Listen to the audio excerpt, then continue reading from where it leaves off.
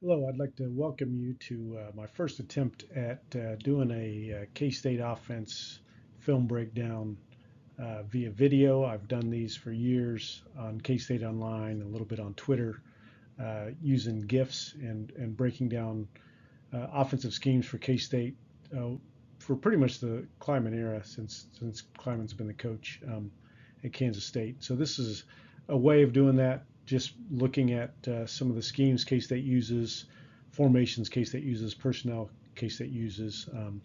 Just a little bit about me. My name is Jimmy Goheen, KSU_fan on Twitter. Been a K-State fan for 35 plus years, and I've also been a coach of football for 25 plus years. So uh, the idea for this just came from watching a lot of film as a coach and watching a lot of games as a fan, and then kind of putting those two together to break down what K-State was doing. I think it's kind of fun and beneficial for fans to kind of see and know a little bit more, maybe that maybe they would just by watching a TV telecast or reading an article about a game. So that's the intent here. I'm by no means an expert. I'm sure a lot of the terminology I use is not correct. You can see on this far right chart, I break down run calls and pass calls in a game. Also, breakout splits by quarters for yards. Successful play, that's a play that gains at least half the yards on first down. So a 1st and 10, if you gain 5 yards, that's considered a successful play in this simple chart for success rate. On second down, you want to gain at least 7 yards to be a successful play. So 2nd and 10, you gain 7 yards. You get to 3rd and 3, that's considered a successful play. Then on third down or fourth down, your intent is to gain all the yards. So in 3rd and 3, and if you don't gain 3 yards, that's not a successful play because generally you're punting in that situation. So that's what that is all about. Yards per play, most people know what that is, and then you have success rate, and then your percentage of plays that are runs and passes in a game, which is also something that's interesting to look at. Something that's going to be part of my game notes up here. Also break down personnel. I focus a lot on 11 and 12 because K-State under Kleiman and really under Bill Snyder was known as a team that used a tight end or an H-back in most of the formations and most of the groupings. Um, I I count a fullback as an H-back in the new system because for the last couple of years under uh, Colin Klein and even this year under Connor Riley and Matt Wells, 11 personnel is always an H or a tight end, but sometimes they do slide those guys back to fullback. But those are not, fullback is not a separate position for K-State as it has been in the past. So that's why in 11 and 12, even if they have a fullback, I'm going to consider that as an 11 or 12 personnel. The 1 in 11 and 12, the first one means how many running backs are on the field. So 11 means one running back, one tight end, and three wide receivers. 12 means one running back, two tight ends, and two wide receivers. 21 would be two running backs, one tight end, and two wide receivers, and so on and so forth. They always count up to five when you hear people talking about personnel. When K-State's in 20, I always consider that to be Dylan Edwards and DJ Giddens on the field. Even when Dylan Edwards is lined up somewhere else, he's not always in the backfield. When he's on the field with DJ Giddens, sometimes he's split out in the slot. But I'm still going to call that 20 personnel, although I don't separate that in the chart. I do separate two back. Two back can be Dylan Edwards and DJ Giddens on the field together at the same time, but it also can be DJ Giddens or Dylan Edwards as a running back, usually in the pistol, which is lined up in shotgun behind the quarterback, and then the H back beside the quarterback at what I would consider more of a shotgun fullback position. So that would be two back, the other version of two back. Four wide is anytime K-State has four splits on the field, so that could be a doubles with two wide receivers on each side of the formation, or trips open, which would be three wide on one side and a single receiver on the other side. And that four wide, again, that goes back to four wide can be 11 personnel. K-State can have one running back, one tight end on the field, but that tight end H-back personnel group guy can be split out as a wide receiver. So you see that quite a bit. So when I say four wide, that's what I mean. We also saw in this game, and I'll talk about this in personnel variations, that K-State did use true four wide more. Under Colin Klein and even under Courtney Messingham, I would say K-State had four wide receivers on the field maybe 10 times total in those years, And we've already seen 4 true wide receivers on the field, probably 10 times at least this season alone. So that's been a change. And then unbalanced is something I like to note because it's something you see a lot in college football and in high school football where a team will overload one side of the formation and leave the tackle exposed, meaning the tackle is the last man on the line of scrimmage. Now, in college football and high school football, you cannot run a route as a tackle. You can't declare yourself eligible if you're number 75 and run a route. So that's an unbalanced formation. That's a nuanced thing that I think is fun to watch and fun to track as a fan and as an analyst. And then the last thing I track is the individual run and how many carries each guy gets, how many yards they get, and then the success rate of those plays. So that's kind of the first part of the chart. If you want to look at these numbers, you can kind of glance at those. I'll post those on KSO as well when I post this. Then just some game notes. Every game I try to pick out 3 or 4 things that I think are unique or interesting to look at.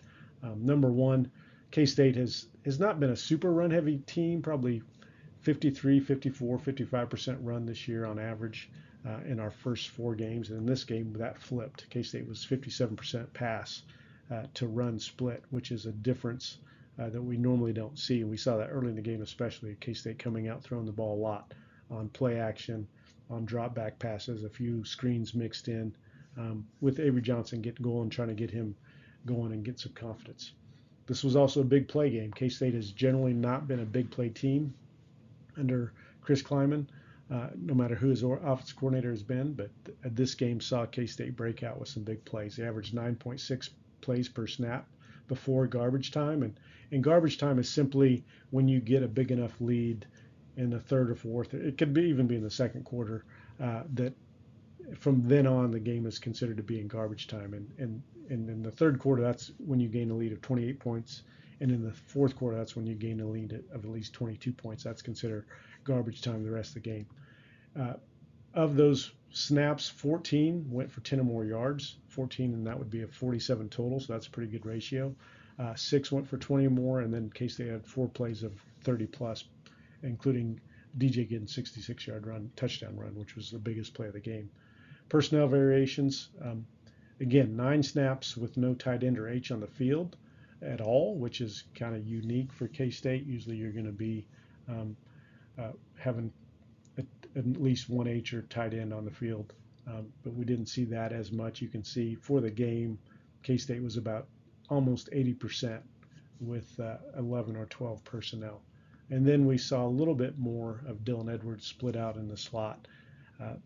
Few snaps with him and DJ Giddens together in the backfield, but more Edwards in the slot in this game. So that's kind of just a general opening slide that I'll have for each one of these, giving you just kind of a general breakdown of some of the things that happened in the game. Then what I'll do is break down each snap. So here, not every snap, but I'll pick a select number. This first video is just going to show you 10 of them from the first drive of the game against Oklahoma State. I'm going to play the clip first, then I'll pause it and do some rewinding and back and forth, which is pretty easy to do with these videos on PowerPoint. So that's why I'm using that as a format. But here you can see K-State on the first play of the game. Again, this is the tendency breaker. K-State has no H-back on the field. They have Dylan Edwards on the field. They have DJ Giddens on the field. So this would be a 20 personnel group for me. 3 receivers, 2 running backs, even though Dylan Edwards is split out here in the slot. You got 2 receivers to the top, to the wide side of the field, and they're also got pretty wide splits. Not like crazy like Baylor used to run, but pretty wide splits. Then the bottom, you have your 2 wide Ty Bowman in at receiver, Jace Brown in at receiver, and those are in a tight split to the formation, to the boundary. So this first play is kind of interesting because we're going to see as K-State comes out with the 2 tight, 2 wide, K-State's going to send Dylan Edwards in motion, which is a common play using what most people call jet. DJ Giddens is going to be leading. You're going to have zone to the left. All your offensive linemen step into the left in zone. Now the key here is going to be clearing out from this top receivers.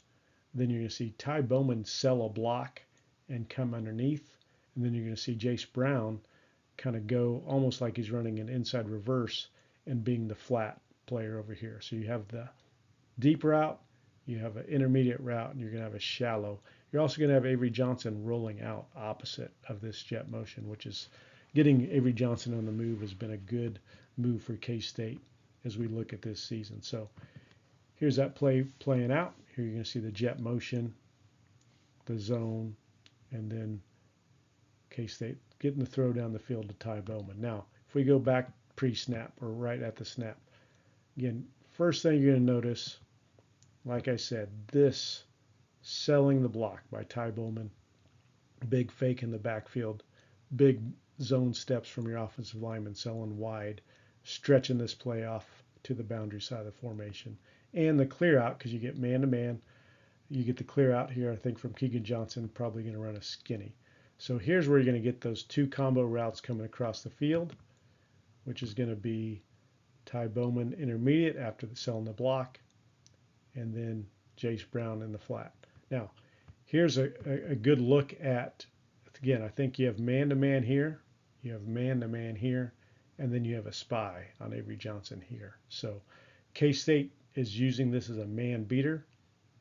You see Keegan Johnson running off the screen here at the top to the left side, and then these two both wide open, Ty Bowman especially, because he's going to come underneath the spy as he comes up to check Avery Johnson as he rolls out. Again, really good concept. Once the ball is delivered, lots of space for Ty Bowman, and he's going to gain 18 yards on this first play. So really good concept design. Again, breaking the tendency of not having an H-back on the field, breaking the tendency of putting both Dylan Edwards and DJ Giddens on the field together, faking the jet, which is something teams are going to look for from K-State often, and then that fake block from Ty Bowman, which is something K-State has done a lot with H-backs. We've seen K-State score on that. We're going to see K-State score on that in this game. But again, a big play to start the game, really nice concept to get K-State going. Second play here as we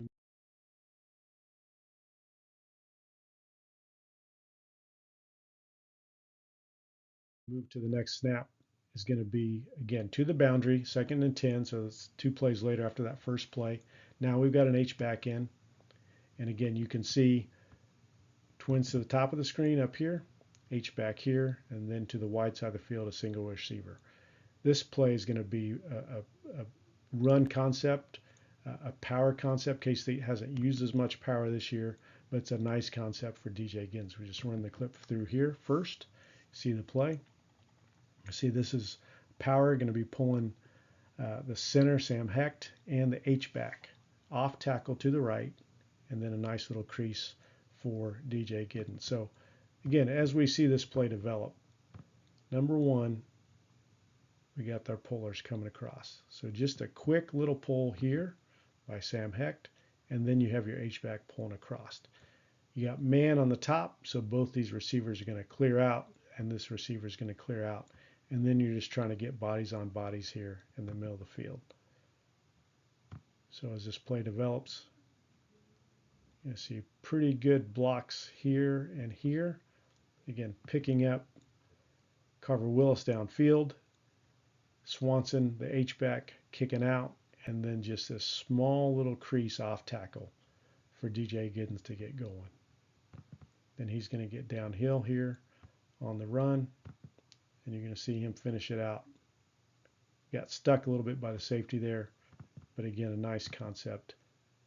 Again, see the pullers, see the puller, H-back kick out, nice little crease for DJ Giddens going.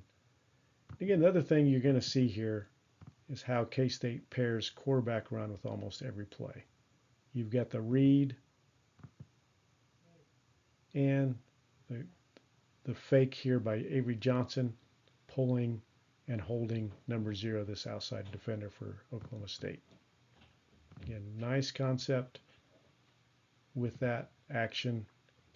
Holds number 0 enough for DJ Giddens to get by him. He's not able to make the tackle, but the safety is. Again, nice play on 2nd and 10, picks up the first down. Here's 4th and 1. This is not, again, a general tendency, but K-State uses a nice man beater. They got a tight twins with an H-back here to the top of the screen. Got a single receiver to the bottom, bunch formation. Everybody's tight to the tackles.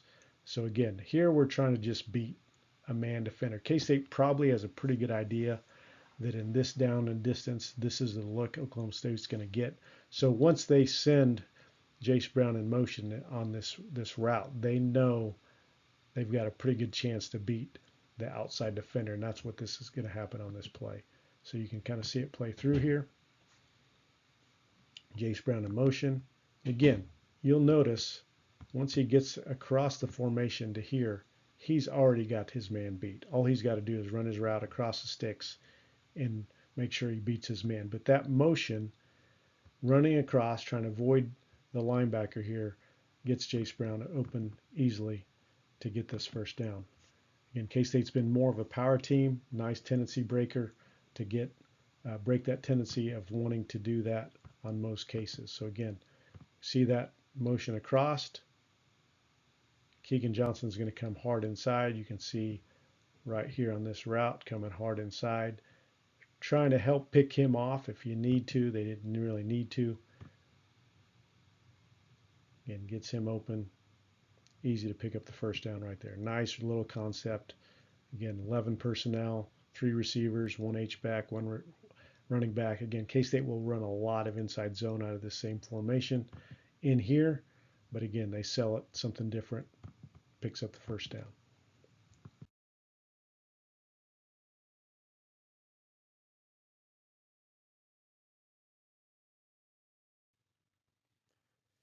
In this next play, again, K-State formation-wise, you got twins to the top, tight end H together to the bottom, to the boundary side of the formation, and 1 running back on the screen. So let this play run through first real quick.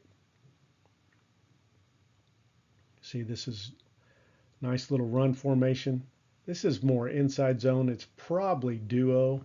And the difference between duo and inside zone, duo is more of a man concept.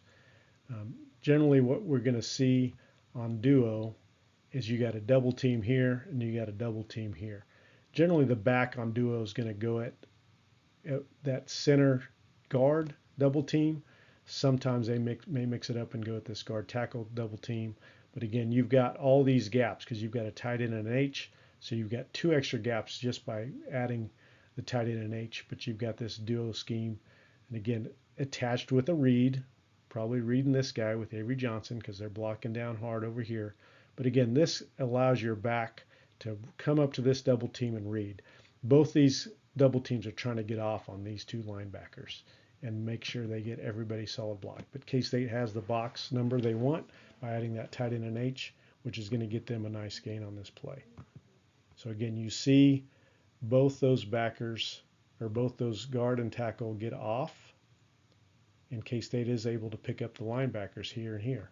So again, you get these picked up, you move the line of scrimmage 2 yards just off the ball, and then that gives DJ Giddens plenty of options on where he's going to cut off those run blocks. He finds a little crease inside, puts his head in the fold, and again, nice 9 to 10 yard gain. So again, and you see that double teams work to the linebackers, work to DJ Giddens getting down the field. Nice little gain for K-State. Again, we're back in a 3rd and short situation soon after this play. Again, finding a way to pick up these 3rd and shorts is something K-State has generally been pretty good at this game. Now, this is going to be one that gets called back. K-State's running a check with me here. You can see the check. And here probably is on Avery Johnson. You got to be a little more patient, but I do want to show this is a great scheme. The penalty had nothing to do with what happens here. So again, K-State's running off tackle power to the tight end, pulling guard and center. Avery Johnson scores, but it's a messed up play because this little shift after the check with me, Avery Johnson doesn't wait quite long enough to the trip side. We snap it, we got a guy in motion. But again, you see the concept here with the pullers. In this case, K-State is going to block down hard.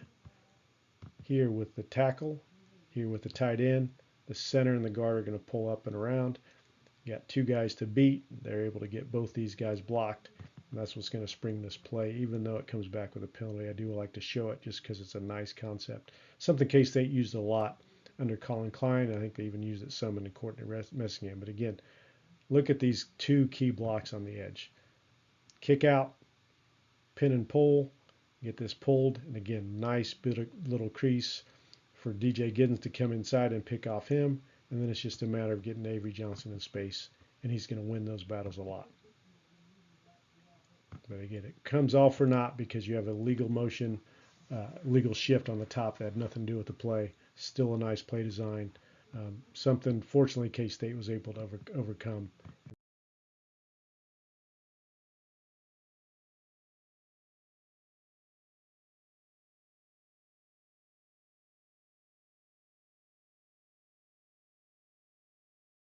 Still score. So that gets them into a fourth and long situation. Again, we go back to doubles. We go back to 4 wide personnel, and this is true 4 wide, 10 personnel, because you have 2 receivers here to the top, 2 receivers here to the bottom, and you have your split with DJ Giddens back here in the backfield with Avery Johnson. But again, nice little concept here. You see the play develop off the film. Little check here by Avery Johnson.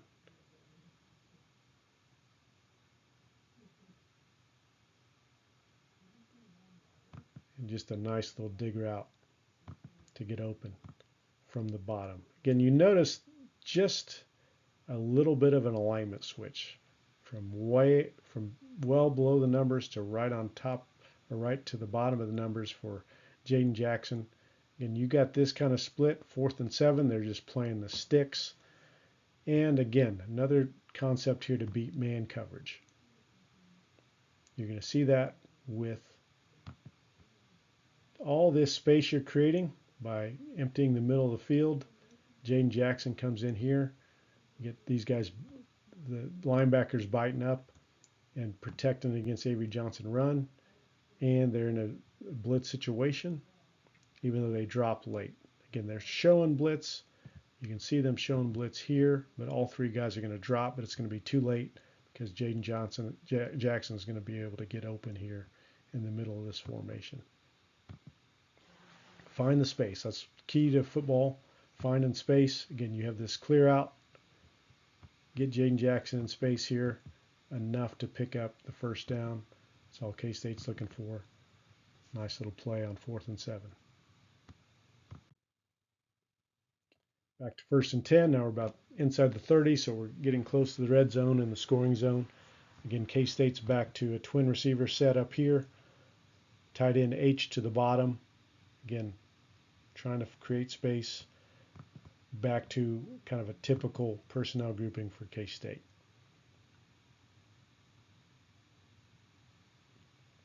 Now you get Dylan Edwards hitting it inside. Again, nice little run concept. This is more zone. You see the zone steps. Everybody's stepping right. You have the tight H-back folding inside, tight end kicking out on this outside defender. It's probably what most people would call a wham block. This is a guy K-State will often read, kind of your old midline concept, reading interior defensive lineman. But K-State's going to bring this H block to wham block him. Something we saw K-State do a little bit last year, a few times for some nice gains. Get that kicked out, and then you can release. Now the key here is then you get this tackle, Carver Willis here, and then you get Sam Heck releasing down the field, trying to get to this spot. Nice little interior crease here for good yardage on 1st and 10. Now this defender is able to come off that block. Well, Carver Willis keeps climbing. They're hoping to hold these 2 guys right here, but this is the defender that is able to come off and knock Dylan Edwards down from behind. Nice tackle, but again, you got 8 yards on 1st down. You'll take that every time.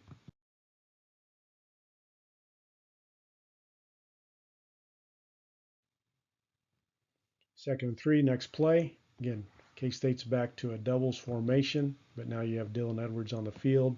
So you're in 20 personnel, 2 receivers here, 3rd receiver down here, and Keegan Johnson, Dylan Edwards on the field here. And we'll play the clip through.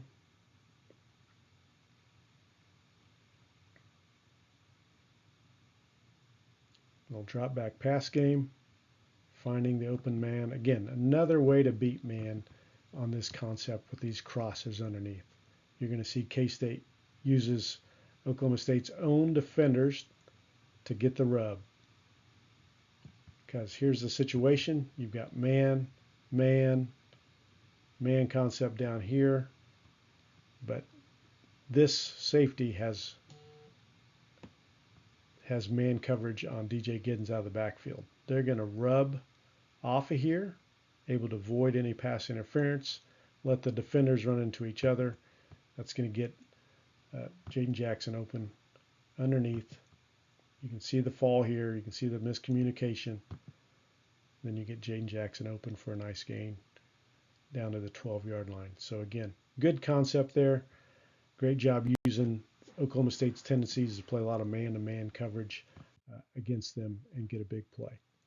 And now we're back to your twins, single back, tight end H to the bottom of the screen. You're in a 3rd and 9 situation, so you're not ideal, but a good play comes out of it.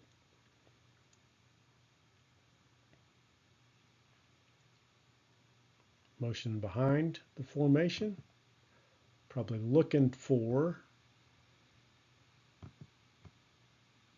this initial look. Combo routes here from your H and tight end. Probably looking to get this, hoping you get Oklahoma State stepping up on Jace Brown. But Oklahoma State's pretty good in coverage here, and K-State has nowhere to go with the ball. Nowhere to go with the ball. So then your other option is to step up in the pocket. You do get a little bit of pressure from the outside coming off the edge. Great job of Avery Johnson stepping up. And then look at all this green grass over here. Then it's going to be DJ Giddens running just a little bit, kind of almost a wheel route up the sideline here. And then Avery Johnson gets a chance to make a decision. Am I going to run it or am I going to throw it? He's easily going to beat this defensive lineman. Then it's a matter of if he comes off, now he can just toss it over the shoulder to DJ Giddens. If he stays with DJ Giddens, which is what happens, Avery Johnson has a clear running lane to the end zone. Scramble has been good for Avery Johnson this year. Some of his better runs have come on scrambles. Nice little play for K-State's 4th score of the game.